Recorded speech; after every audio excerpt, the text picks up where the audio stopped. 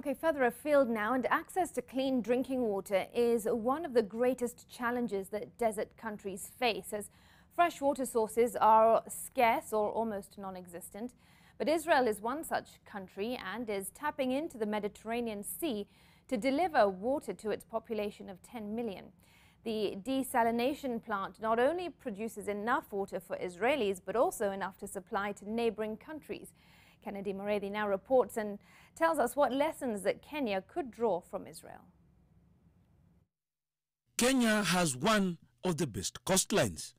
The Indian Ocean is a blessing to the people who live in the coastal region.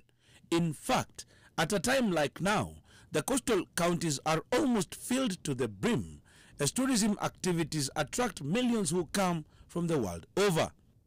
But as concentration is left to tourism and its benefits, the government may pick up another source of revenue in harvesting ocean's water and converting it to home use, ending the perennial water problems that have dogged the region.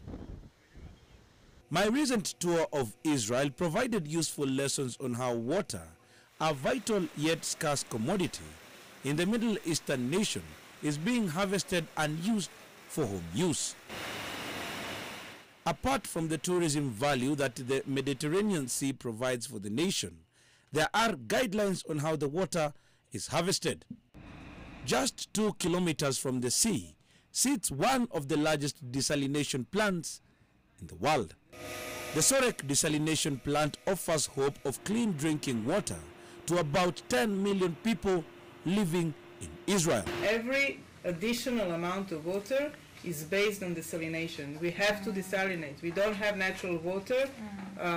We will not have more natural water, let's say. Built through a public-private partnership, the plant is still in the hands of the financiers, who will recover their investment in 25 years before the plant reverts to the government. In an average year, we have a natural replenishment for rain, about 1.2 billion cubic meters, which is approximately 50% of what we need today.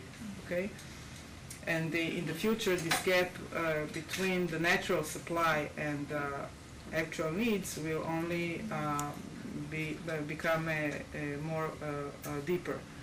So when we plan for the future, we plan for water shortages. The Sorek desalination plant that was built in 2013 cost the taxpayer about $400 million. According to the engineers running the plant, water from the sea flows freely into a guided path that brings the water into a reservoir where the process of desalination starts. The machines don't stop running. In fact, there is provision for separate turbines in the event of a breakdown. The plant has a seawater treatment capacity of 624,000 cubic meters per day and uses reverse osmosis. Innovation is not a goal for us. Innovation is a tool we use in order to solve problems. So every time we're looking at a problem we're trying to solve, we will try to find many ways to solve it. Innovation is just one of them. The government says the goal is to ensure every citizen has water at the turn of tap. There are at least 10 desalination plants along Kenya's coast, mostly solar powered, but their capacity is so small that they can barely provide water to the entire towns.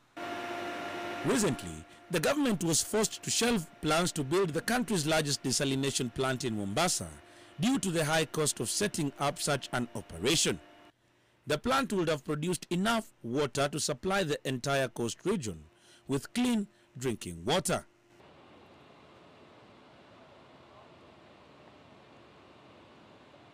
Technology is a good thing. They started by bringing this water from about 2 kilometers away where the sea is.